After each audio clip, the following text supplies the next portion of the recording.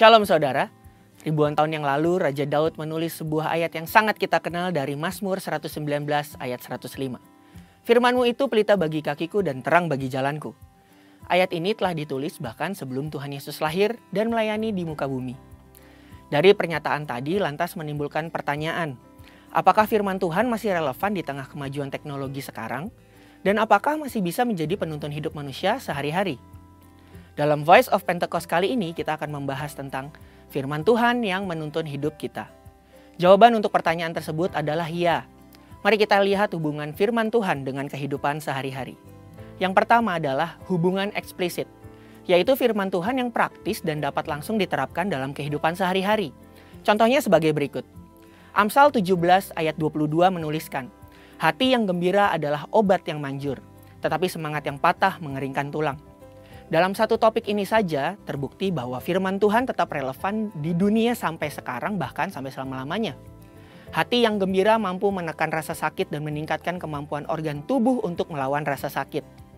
Ini adalah fakta yang sudah diakui di dalam dunia medis. Dalam Lukas 14 ayat 28-30 tertulis sebuah pelajaran mengenai bagaimana pentingnya berdiskusi untuk menentukan sebuah anggaran sebelum membangun sebuah menara. Yaitu supaya jangan sampai ada yang mulai membangun tapi tidak mampu untuk menyelesaikan bangunan itu. Dengan jelas ayat ini mengajarkan mengenai sebuah keterampilan yang dikenal dengan anggaran atau budgeting. Sedangkan 1 Petrus 3 ayat 10-12 memberikan tips bagaimana untuk melihat hari-hari baik itu terjadi di dalam hidup kita. Dalam terjemahan New Living Translation digunakan kalimat if you want to enjoy life and see many happy days. Yang berarti kalau kita mau menikmati hidup dengan hari-hari bahagia, kita harus baca ayat yang selanjutnya yang menjelaskan kalau kita harus menjaga perkataan, menjauhi yang jahat dan melakukan yang baik, mencari perdamaian dan menjadi orang benar. Yang kedua adalah hubungan implisit, yaitu firman Tuhan yang ketika direnungkan dan dipelajari lebih dalam, mampu memberikan dan membentuk prinsip-prinsip untuk melewati masalah dan tantangan hari ini. Contohnya adalah, di Alkitab tidak pernah ada larangan nge-vape atau ngerokok. Tapi ketika direnungkan lebih dalam, ada beberapa firman yang dapat menjadi pedoman dan prinsip hidup untuk saat ini. Yang pertama adalah 1 Korintus 6 ayat ke-12. Segala sesuatu halal bagiku, tetapi bukan semuanya berguna. Segala sesuatu halal bagiku, tetapi aku tidak membiarkan diriku diperhamba oleh suatu apapun. 1 Korintus 6 ayat 19. Atau tidak tahukah kamu bahwa tubuhmu adalah bait Roh Kudus yang diam di dalam kamu? Roh Kudus yang kamu peroleh dari Allah dan bahwa kamu bukan milik kamu sendiri. 2 Korintus 7 ayat 1.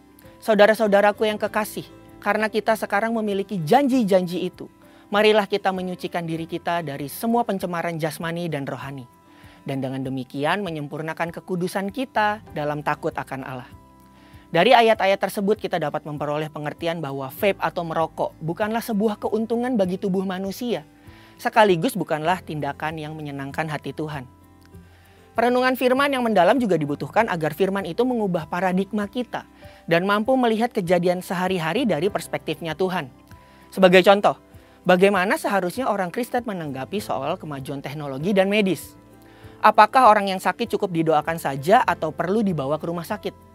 Alkitab memberikan contoh dalam 2 Raja-Raja 20 ayat 1-7 perihal ini. Di ayat yang ke-7 tertulis, kemudian berkatalah Yesaya, ambillah sebuah kue ara, lalu orang mengambilnya dan ditaruh pada barah itu, maka sembuhlah ia. Kala itu Hizkia sakit keras dan Tuhan menyembuhkan ia dengan cara yang ajaib. Kita belajar bahwa Allah yang Maha Kuasa dapat melakukan kesembuhan dengan perpaduan antara yang natural dengan yang supranatural. Jadi, tidak tepat kalau menyimpulkan bahwa Alkitab menentang pemakaian sarana-sarana penyembuhan oleh manusia. Dari hal-hal di atas kita belajar bahwa firman Tuhan tidak lekang oleh waktu. Dan jawaban dari pertanyaan sebelumnya adalah firman Tuhan sangat relevan dan selalu menjadi tuntunan dalam menjalani kehidupan sehari-hari di masa kini. Saudara, untuk penjelasan lebih lengkapnya dari tim teologi kami, silahkan klik link yang ada di atas atau scan QR Code yang tersedia. Tuhan Yesus memberkati.